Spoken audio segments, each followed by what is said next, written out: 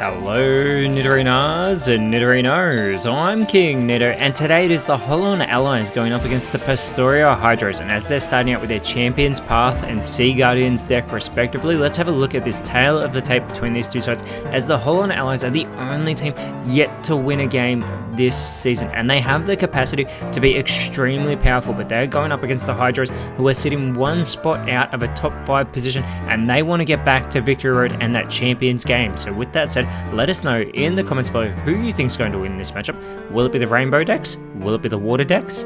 Let's go! 3, 2, 1, go! And having flipped heads, the Sea Guardians deck is going to move that Fion into the active spot with the Piplup on the bench. They've got the Empoleon, Pokeball, and Professor's Research. The Holon Allies putting that Shaman into the active spot with the Eevee on the bench, and they've already got the Glaceon in hand.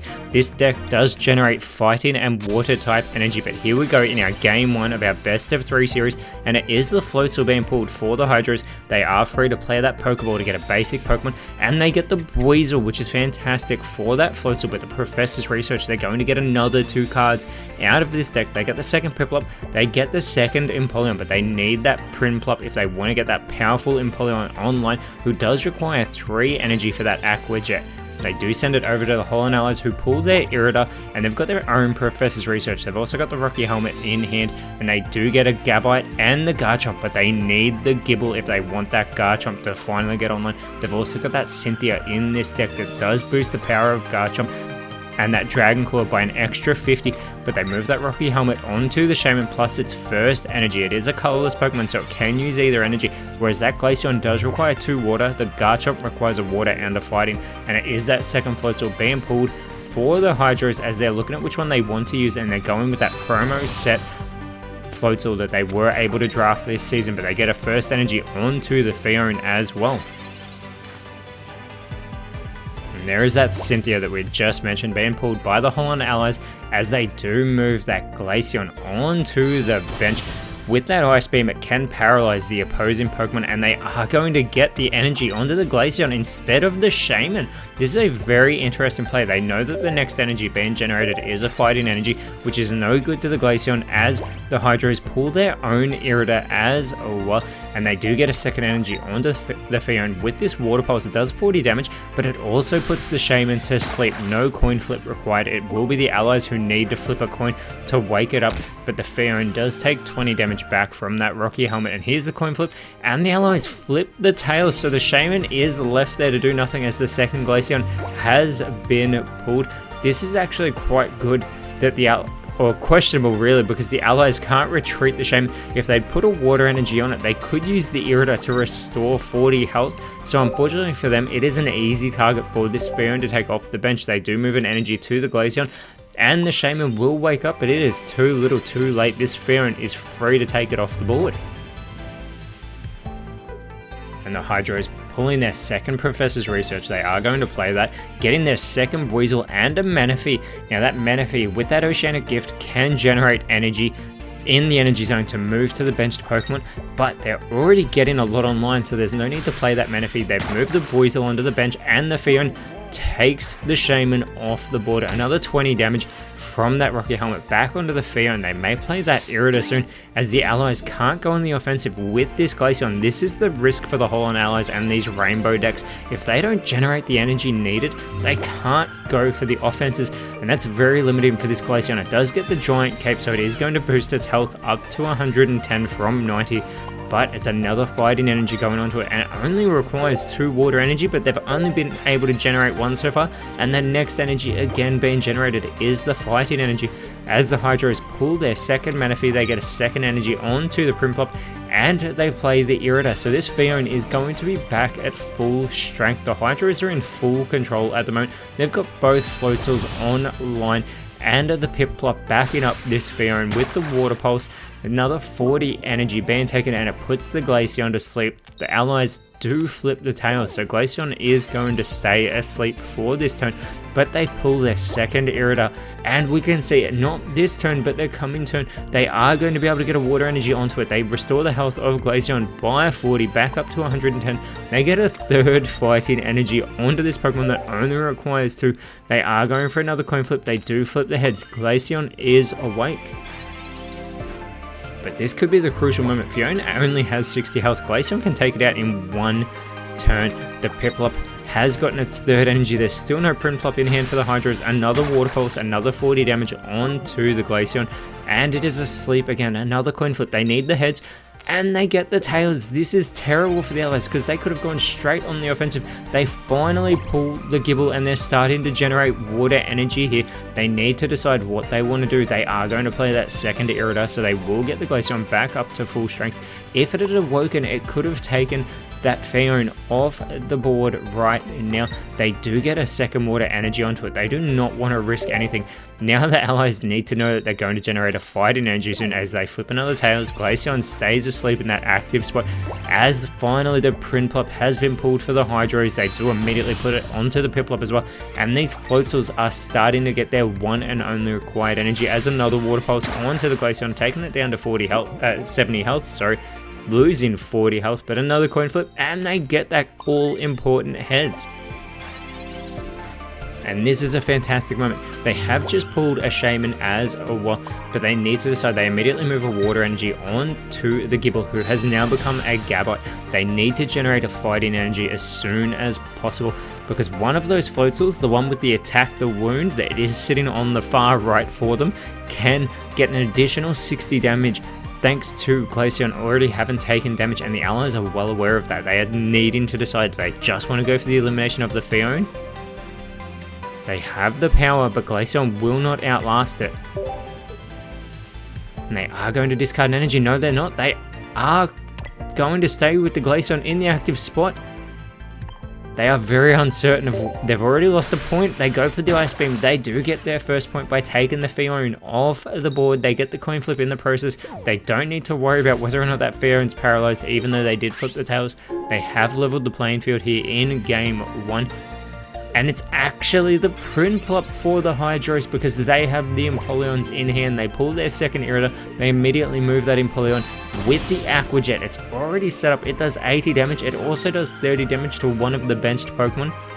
And the Hydros think of moving their second Piplup onto the board, but they don't worry about it. The Aqua Jet wipes this Glaceon off the board and gets that 30 damage onto the Gabite as well. And this is where the Allies are limited because this Shaman cannot outlast a hit from the Empoleon. They immediately move the Garchomp onto the bench and they know there's not much they can do. And then next energy being generated is another water energy. They kept running fighting energies and now they're just running water energies. This is not syncing up how the Holon Allies need. They need that energy zone to produce energies when they need them. They do retreat that Shaman. They move the Garchomp into the active spot. There is not much else they can do right now. They are stuck, and this is fantastic for this Sea Guardians deck of the Pastoria Hydros. They pull their second Prinplup. This may prompt them to move that Piplup, as we see now, onto the bench. It gets its first energy. The Hydros are prepping just in case, but another Aqua Jet.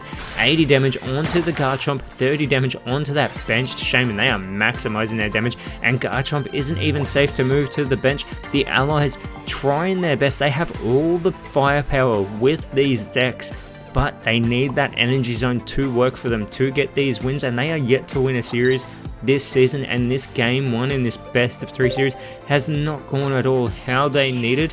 They are ending this turn, and this frees up Empoleon. They pull the Giant Cape, but that is not their concern. They are just going straight for this Aqua Jet, and they are going to wipe Garchomp off the board, taking Shaman out as well.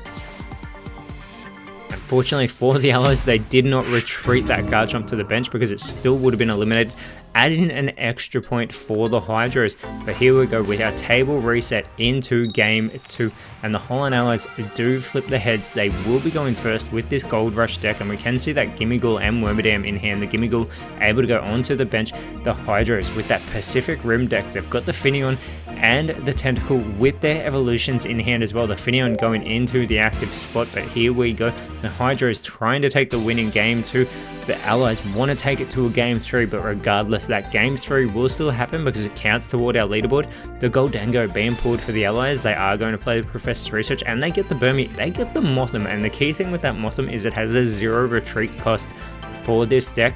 It does require either energy that gets produced from this deck, which are the metal and fighting type energy, but it's the second Lumineon being pulled for the Hydros. This Elegant Swim only does 10 damage from the Finneon, but the crucial part is with a coin flip, it can prevent all damage and effects from incoming turns, but they flip the tails, so that is irrelevant for the time being as the allies pull their Pokemon communication.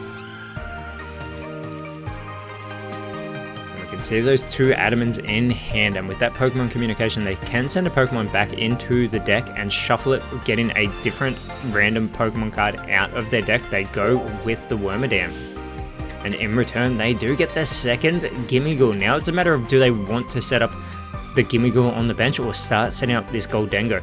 Unbeknownst to them, there are those Lumineons in hand for the Hydros. The Mothom's now online.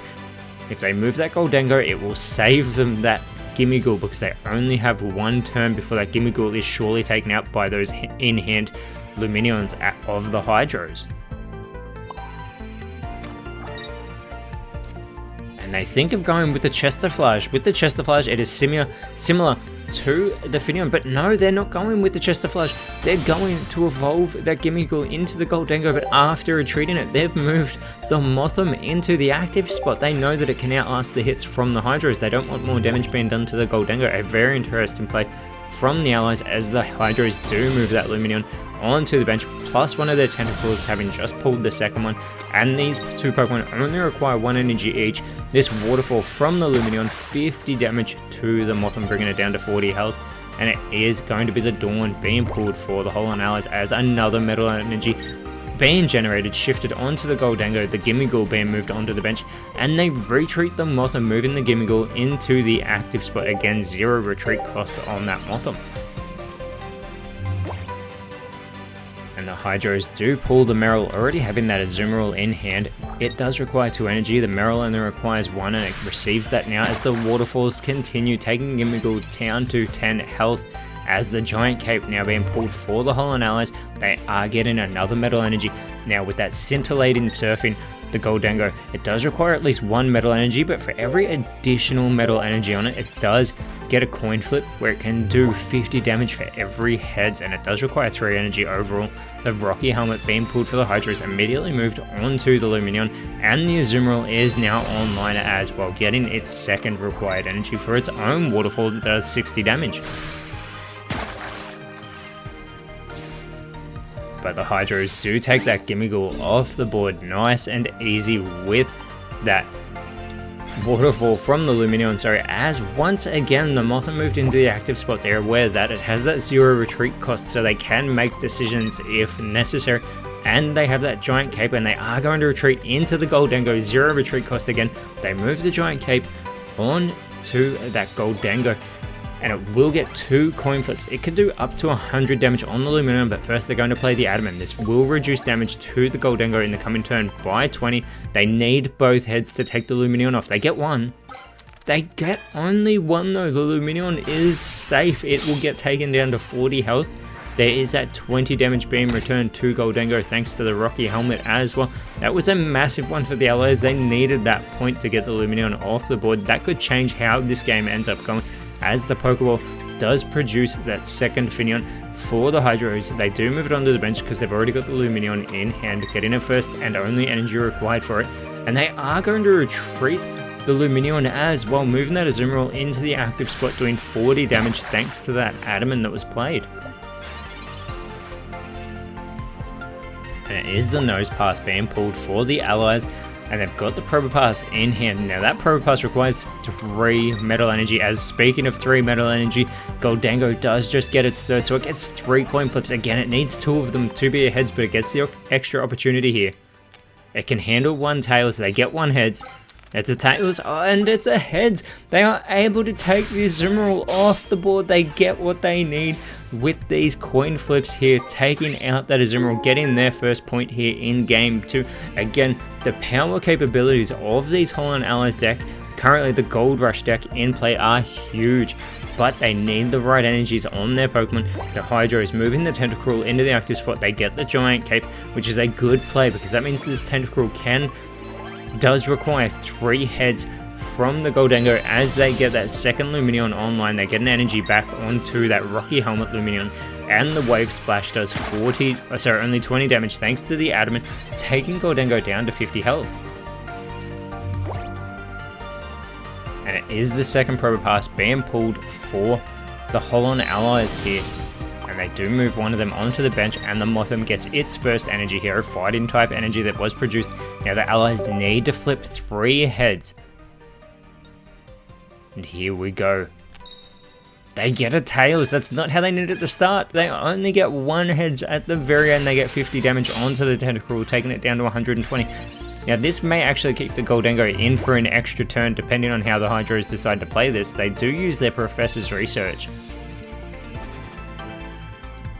And with that, they do get the Palkia and they get their second Tentacle. Keeping in mind, they do have their second Tentacruel in hand, but instead they go with the Palkia onto the bench, who can do 120 damage if they flip a heads with it. It does initially do 60, but the Waterfall from the Lumineon that's just been moved into the active spot does take the Gholdengo off the board, and the Hydros get their second point.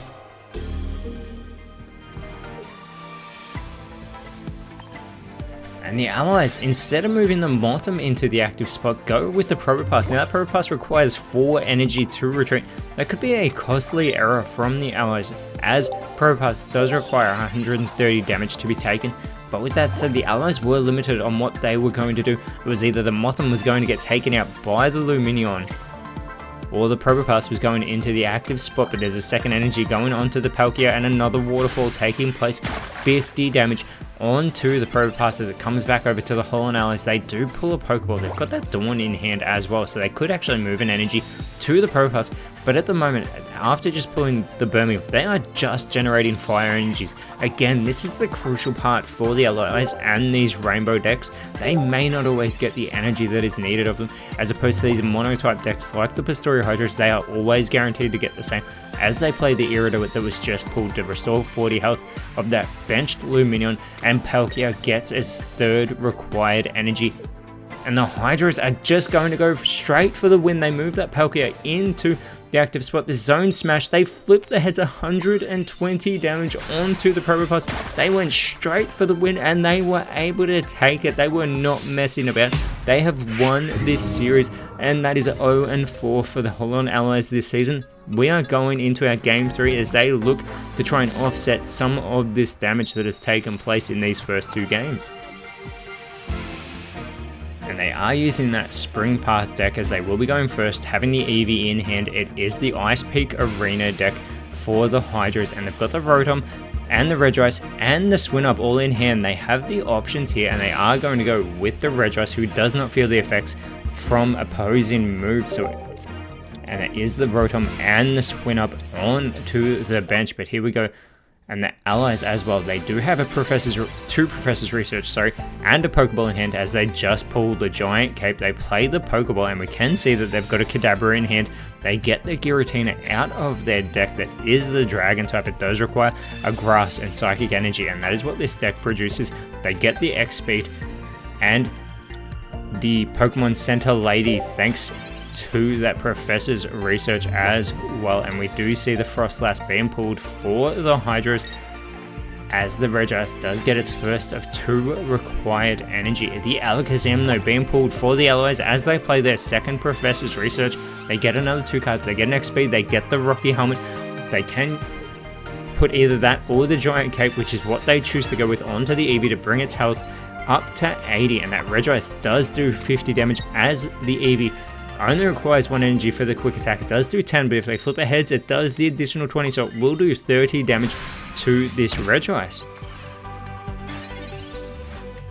And again, the Allies have lost this series, but they are trying to offset that leaderboard damage count and point count, as now the Hydros have pulled their second Frostlass, think of moving the Giant Cape onto the Regice, but decide against it and just go for the Frost Smash.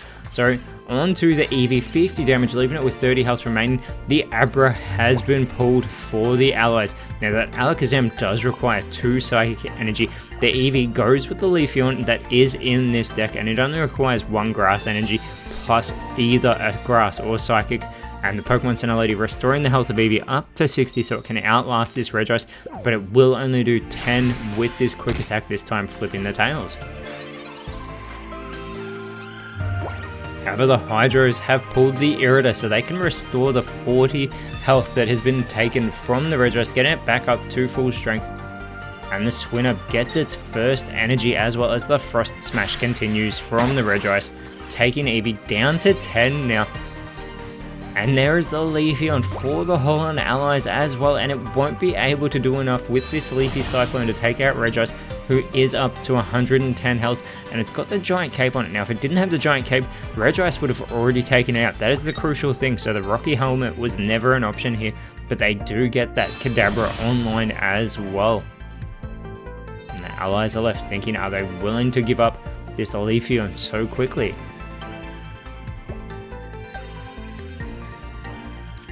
Thinking about how they want to do this now. They can't use the Leafy Cyclone 2 turns in a row, but that doesn't really matter at the moment because that Leafeon is an easy target for this Regice. As the Pilus one has been pulled for the Hydros, they immediately get that online. It does require 3 energy, but they do just get the second energy onto it as well.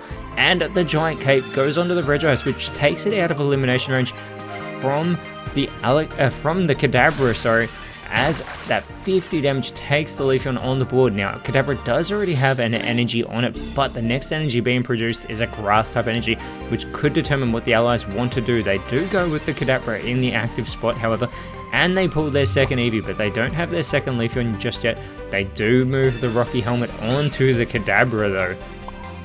And they do move a grass energy onto the Giratina. They go with the Psy Shot. They still want to bring Regice down to only 10 health. This may make the Hydros hesitant to go on the offensive with the Regice, because that 20 recoil damage from the Rocky Helmet would take it out. The Snorunt being pulled by the Hydros immediately moved onto the bench.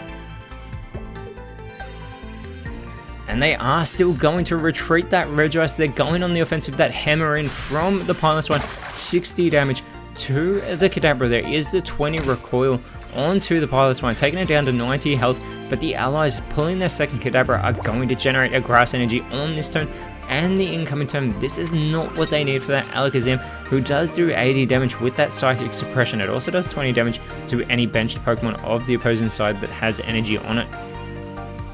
But they do still want to move that Alakazam online potentially to try and keep it in this game. They don't know that there is a Mamoswine in the hand of the Hydros waiting and ready to go.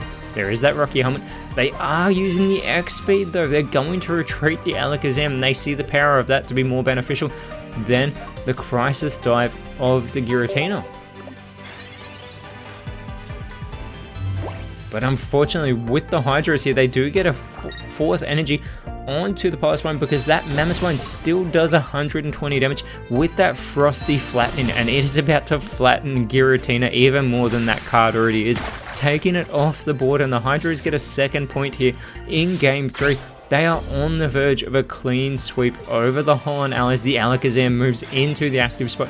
It is a grass energy being generated, and Alakazam being pulled. We can see it would be a psychic energy on the next turn, but that does not matter now. There is nothing they can do. The Hydros are free for another Frosty Flattening from this Mamoswine. They're not worried about the energy, they're worried about the clean sweep, and this is a huge victory for the Hydros, as this will surely move them back up into a top 5 spot. But they want that Champions Flair this season. After having missed out last time, they move themselves up into 4th place, and next round they are going up against the Turffield Ebonies, whereas for the Allies, they're sitting alone on the bottom of the board, and next round they are going up against the Levere Constrictors. But until then, Nidorinos, thank you so much for watching. Let us know in the comments below what you thought the best card was, and if you enjoyed what you saw, please leave a like, share, subscribe, but more importantly, always remember, send thanks, and I will see you when you see me.